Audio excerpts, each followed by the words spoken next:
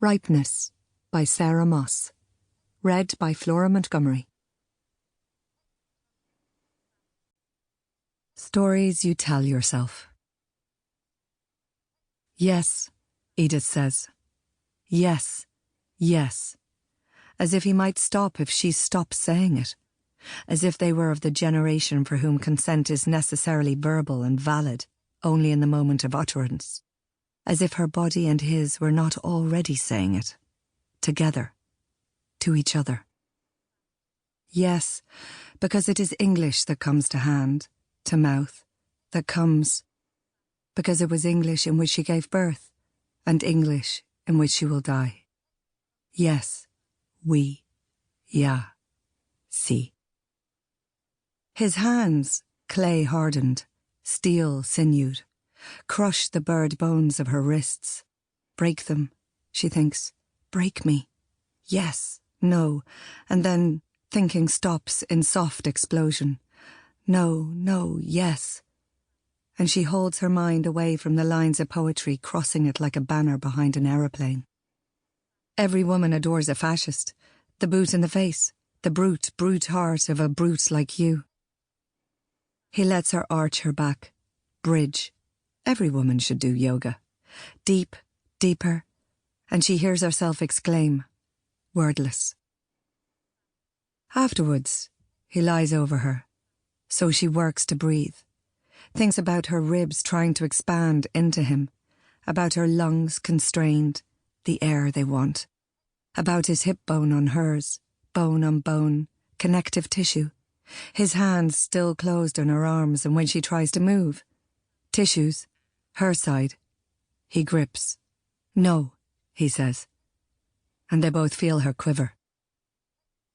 Of course Gunter's not a fascist.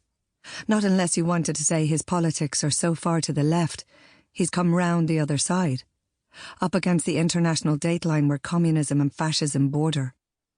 His veganism is on that border, a purity cult as well as a sacrifice for the collective good. He celebrates poverty, as people do only when it is, or was, a choice, and the cottage he bought for a few £100 50 years ago is now a substantial asset. No boots, anyway.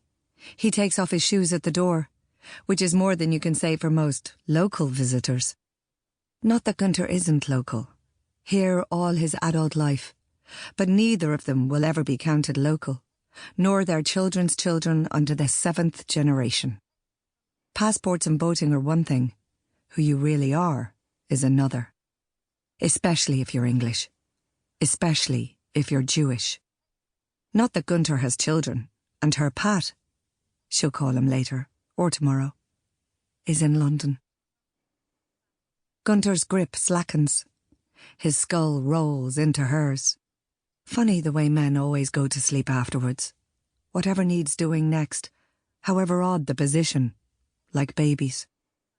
She remembers Pat, preschool, didn't want a nap, wasn't tired, had better things to do than going to bed. And then he'd fall asleep on the wooden floor, a toy car still in his hand.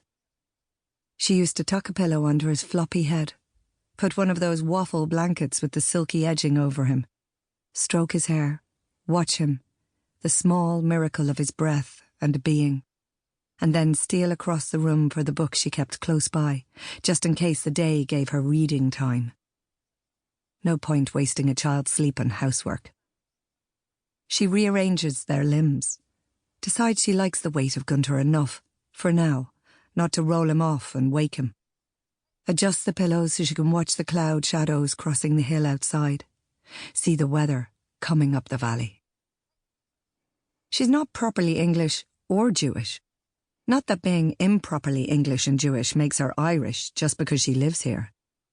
She's naturalised, officially, has the passport to prove it. But what does that word mean? You wouldn't need to say naturalised, would you, if the situation were really natural?